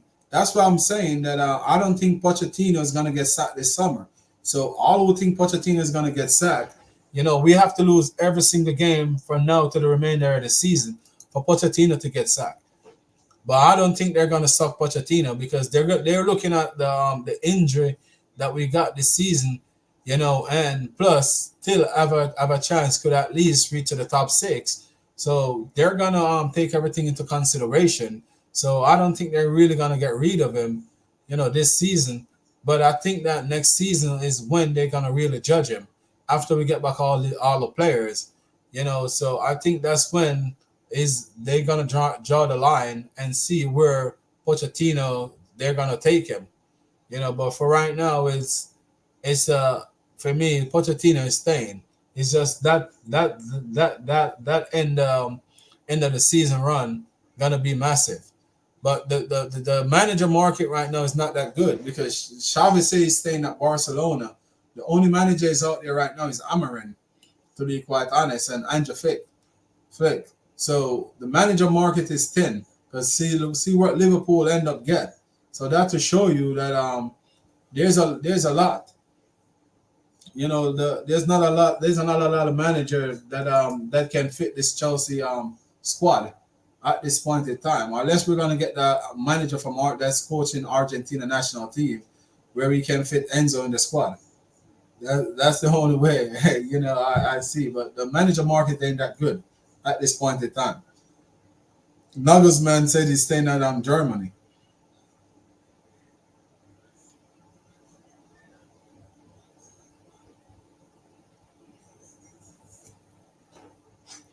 Yeah, so hopefully next season, with all the players back, we can do get something because honestly, Liverpool seems like they're gonna fall by the wayside for a little bit. So it's up to us to capitalize on whatever job Liverpool job. We have to catch that battle and see if we can push on. And if Tottenham spend some money and Aston Villa spend some money, which Aston Villa are going to be in the Champions League, so Aston Villa probably going to fall off a little bit like Newcastle did this season. You know, um, so I think we're probably in luck where we can make a run. Manchester United, we don't know what we're going to get from them. We have to wait and see what they're going to do in the summer. If they're going to, who's they going to bring in, or if they're going to, solve some of their problems. So it's still a lot. It's still a lot. It's still a lot to do. We just have to sit here and wait, and see how the summer go. If we got an early summer, by closing all the deals early, transfer and don't let it go to the last minute like the last time, get all the players that we need so we get them into preseason, get them accommodate in the squad, then we can say we're gonna have a good season. But we definitely have to do all of our transfer early. Soon as the league is over, we have to start to look into the market because we should know what we need at this point in time. Like Pochettino should know what he needs, and he should be telling those sporting directors everything that we need, all the problems that we have to solve. Like we should know what we need to solve right now. So everything should be right now on the desk of those sporting directors and the owners. What we need to be successful next season. Because if Arsenal do lose this title to City, I know that's gonna give them a mental break. So just like with Klopp, like Arteta's probably gonna start to overthink everything and try to figure out how he can get one over Klopp. So that will be a little door open for us. Because once the manager start to overthink, they like to make a lot of mistakes, just like what Pep Guardiola do until he did cross that line in the Champions League final. But it take him so many times to really get over that hurdle. And I think same thing would happen to Arsenal. So Chelsea in a good zone right now, to be quite honest, if we can capitalize on whatever we got in store.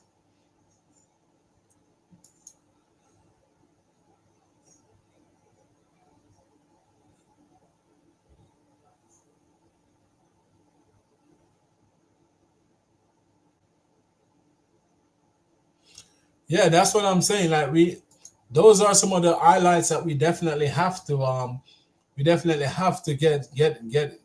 get on board. Because you see, the end of the day, that's what I'm saying. Like if we don't get all of this correct, we're gonna have some major, major, major problem. Like we definitely have to get everything spot on for this summer. You know, everything have to be spot on. You know, and if you don't get it spot on, we're gonna be in a long, long, long, long summer. And that's one of the things I'm scared of, man. I'm scared. I'm scared. I'm scared of we don't get it right. We have to get it right.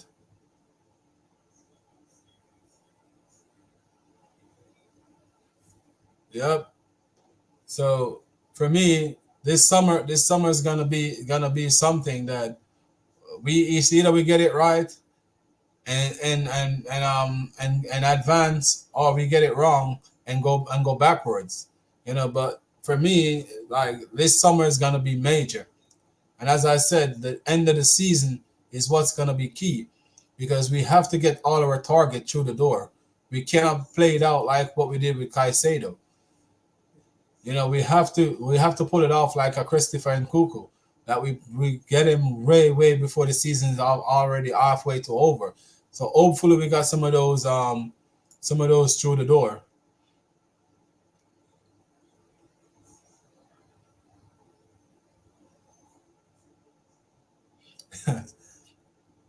Manchester City women team is a good team, just like Chelsea.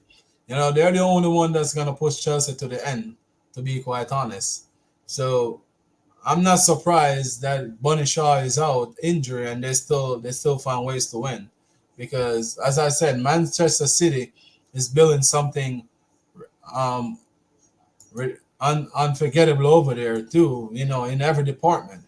So as I'm saying, Chelsea was the team, and now we're falling by the wayside.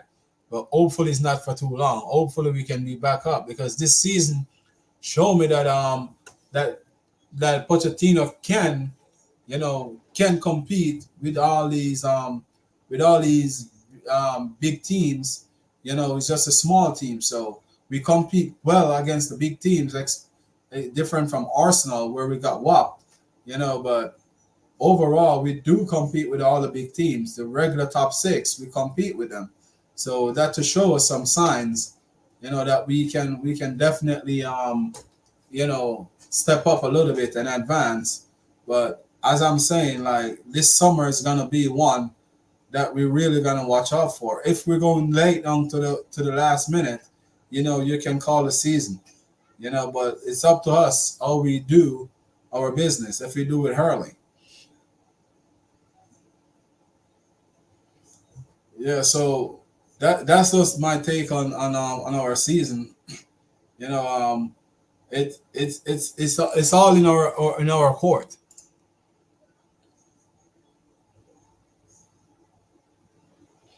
And I think early in the season, I think Pochettino was trying to learn his players' mentality. I think by now he's supposed to know more about his players. So that's what I'm saying. Like from now until the end of the season, I'm looking more for us, to get more points. To be quite honest, because he's supposed to see and know what his players can do, or what his players are capable of doing. And once I see him drop the sassy, that's when I realized that you know, he know that the pressure is on him, and he want to get something out of the season. Coach Chiller is in the building. But it's good to see that he realized, and that tweak that he tweaked in that Aston Villa game where was using Mar where he was looking the left back was tucking in, and overloading that Aston Villa, that showed me a little sign. I was clapping, because I saw that improvement. And when I see the use the Sassy at the right back, then I know that he definitely is listening to all of us, and know that he's not a right back. He's not comfortable of defending wide. So when I saw him use Chalobah out there, it was just unfortunate that Matty Wakey wasn't paying too much attention, for that first goal. But as I said, like Disasi don't defend it comfortable wide, and Disasi and it's bad. It's bad for us, even though when Thiago Silva is injured, because we're gonna have to make a big decision on Madueke, not Madueke, sorry, and Disasi and Chalobah, who's gonna play where, because we definitely have to get it right, because we cannot play against Tottenham with both of them in the center, because for me they both come from Monaco, but it seems like they don't come they don't complement each other well, because Balashila played with Thiago Silva and he played on the right, and I'm not gonna say he got a bad game or he got a good game, but it was a better overall, defending from him. So Thiago Silva maybe be out for Tottenham game. So who we're gonna bring in? That's my biggest concern, is who's gonna play that center back role in that game, because that's where the game gonna be won and lost for me. We have to get that center back pairing right, because as I said, Disasi cannot play right back for me, to be quite honest, because he's not comfortable of defending speedy player out there. He always tend to to have a if and but, if I should go or if I should stay, and we don't need that. So Shalaba for me more comfortable playing as a right back. So if Gusto is still out, we got a major problem. We're gonna have to hope that Colwell, is fit enough to come back into the team to play with Bali Shield, because Bali Shield showed me that he can play as a right-sided central defender, because Thiago Silva was playing on the left.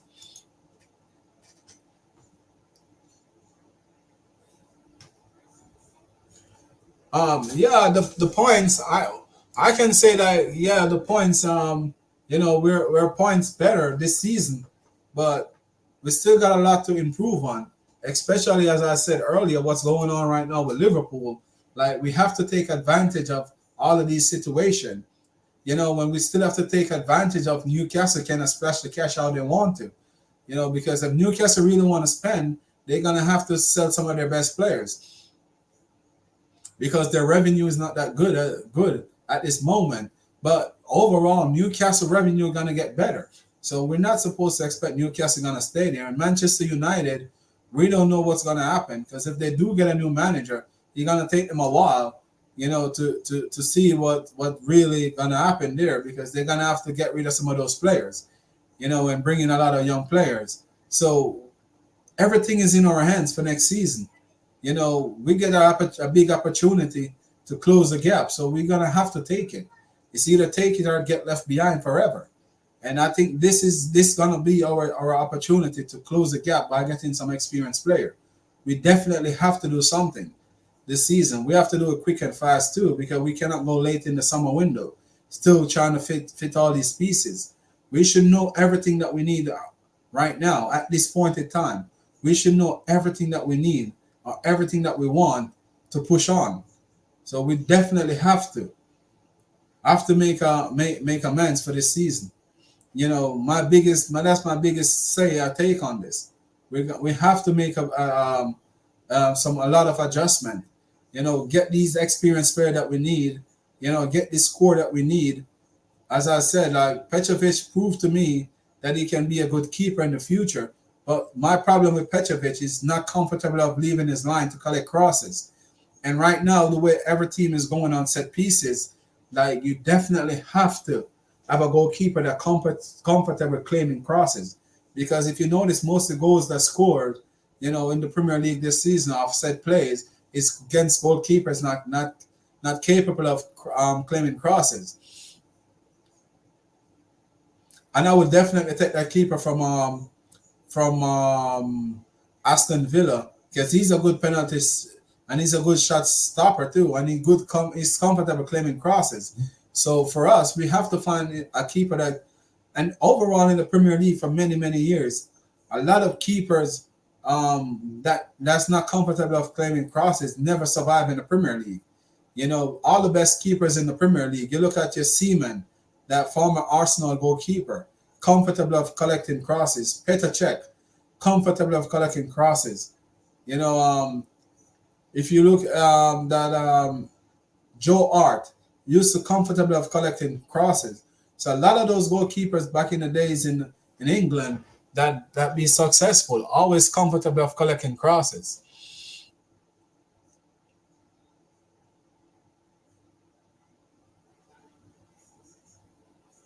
Yeah, as I've been saying, like, I don't think, for me, I know Pochettino is gonna stay. That's why I never say Pochettino in or out. We don't want him to go. If we can find somebody that's better that's gonna make the team, of course. But do I know who's that guy? I don't know who's that guy, to be quite honest. Because we all can sit here and go, oh, I think Amarin. I don't know what Amarin can bring to the Premier League, because Premier League is a different animal.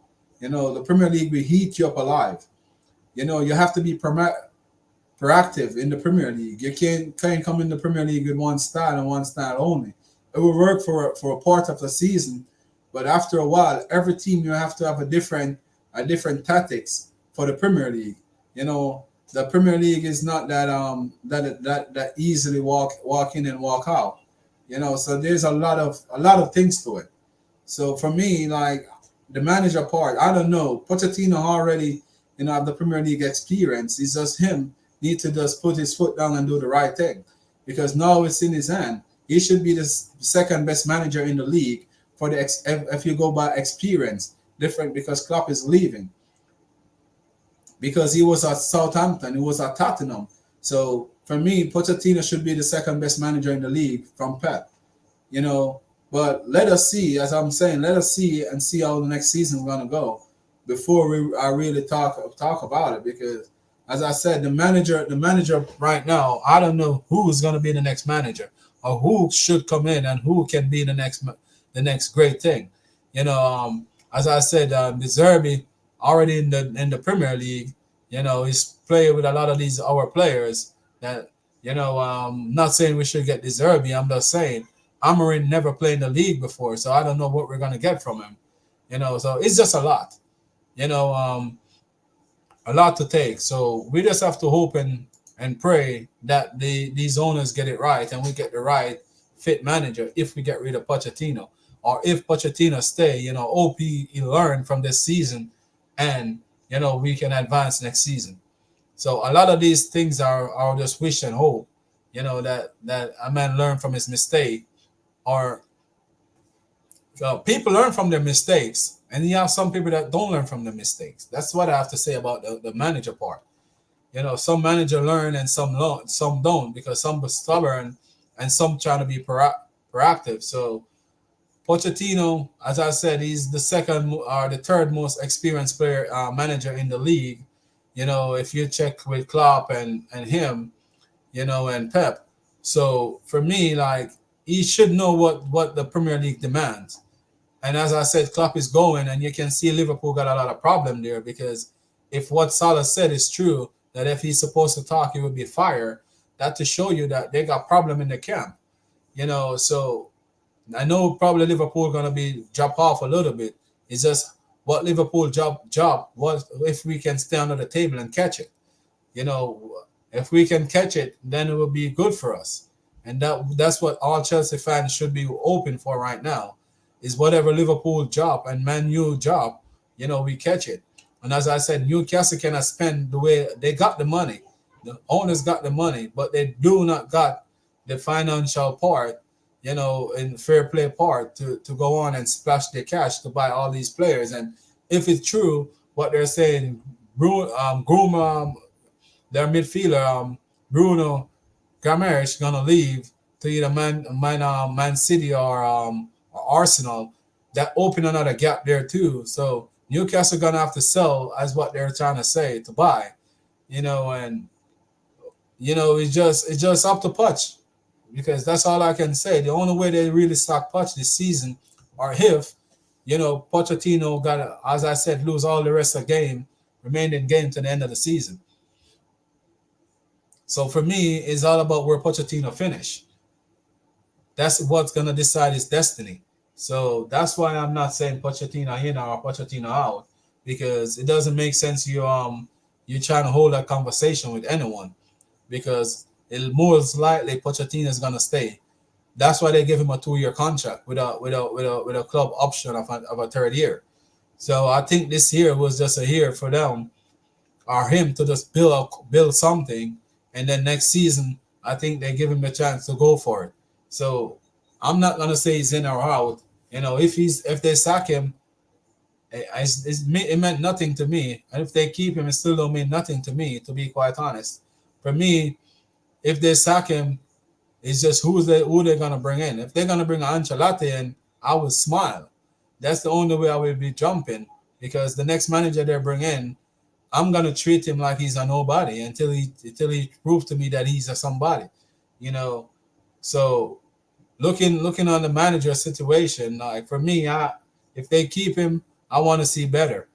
And if they don't keep him, I'm not gonna be jumping for joy, because I see too many managers come in and right now, since these new owners come in, and I'm still haven't seen anything that I really want to see yet. So I'm not gonna be jumping for joy. Doesn't matter what it takes. I will be here sitting and be humble until anyone that come in prove me wrong. Thank you, Rich Moneymaker. Yeah, people hit the like button. You know this. I never really talk much about hitting the like button. You know, because once I start to talk about the game, it's just like something that I just really, enjoy to do is talking about the beautiful game.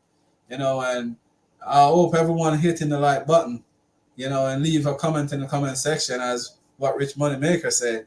But for me, Rich Moneymaker, that's my main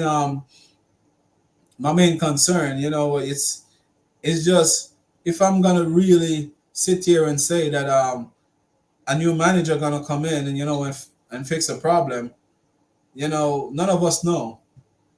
So it's hard for me to really say, sit here and say that things gonna get better. It can get better and it can get worse. So I'm not gonna sit here and say that better days ahead, until I see better days. You know, a better day is a better day for me. But right now, none of us know. So, it's just something that we have to live with for a little bit until we see better. Until then, there's nothing we can do. We just have to accept it. I'm not saying that we should accept failure because failure is not a part of it. I'm just saying that it would be um, it would be less stressful for us if we can just accept the truth.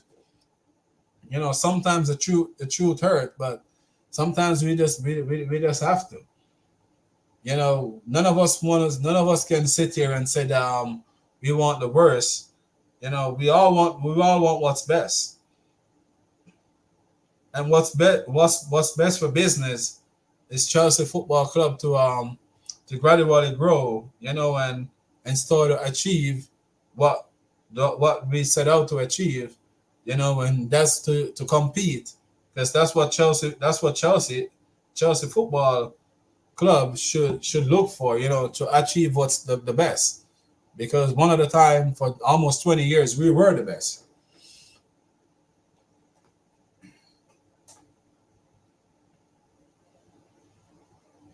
Oh yeah, we do got good owners. That's what I'm saying. I know we do got owners because they're willing to spend, and they're willing to spend, and they're trying to buy the best young players that with longevity. That's fine and that's good with me. But we have to give them experience and leaders, like a Modric. A Modric gonna leave Barcelona now. Offer him like a 1 year contract, you know, a 1 year or 1+1 contract. Bring a Luka Modric in. Our midfielders can learn a lot from him. Something in that space. Like Benzema is not comfortable over there in Saudi. Offer him a 1 year contract. Nicholas Jackson can learn a lot from him. You know, those are the things that I would love to see our owners do. Is just get some players, one for the midfield, one for a striker, and a defender that with experience. Because as I was saying earlier, like what Nani come out and say, about Thiago Silva, that showed to me how much Thiago Silva meant in that dressing room. You know, that should show you that he's a leader in the dressing room. So take a Thiago Silva out of that dressing room, and see what's gonna happen. That don't smell comfortable for me in our dressing room. We need another experienced player there. You know, that's just my take on it.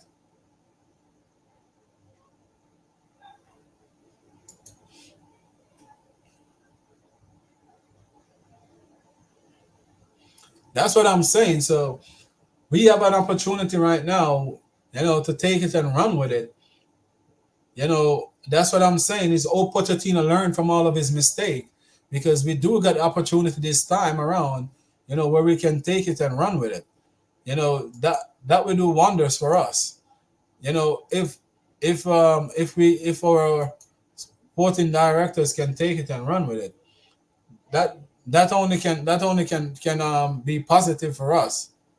You know,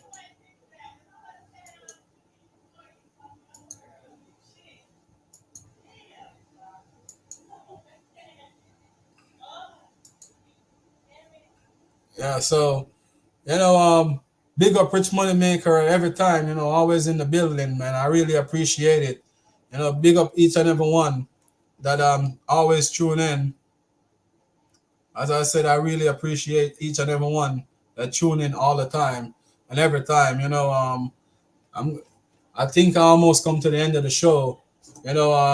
Rich Money Maker, you have anything else that you want me to adjust? Before I say my goodbyes. But I really appreciate each and every one that joining in every week, and support the channel, especially Rich Money Maker, man. Like you're a blessing. So I thank each and every one, that tuning in each and every day, and as I go out, I play my son's song, as I go out in every show and how I start every show. So thank you guys for watching. And remember to please like, share, and subscribe to your boy GFC Golf on YouTube channel. Thank you guys each and every day. Bless. Have a good Sunday. Hopefully that we can win the game on Tuesday. Tuesday we will be back here again. Thank you guys. Coming from a bad place, oh yeah. Tryna be a better me just for you. But it ain't easy, it's hard to get used to. Minding my own business, I'm not worried about what he do. Cause nowadays, all the niggas that be see-through. I always said this is that I'm staying around people. Finding my own path like I'm writing my own sequel. Two-faced people all around, they be evil. 2021, you can never trust nobody. Good and bad thoughts on my mind, they be crowded. Wish a nigga pass his limits, then he see he bought it. Family work hard, but I never guess I'm found it. Came a long way, in my dream now I be drowning. Niggas stay dying, I hear got some heart responded. Multi-talented, my passion I haven't found it. Yeah, in my home, I was never ever doubted. Peace.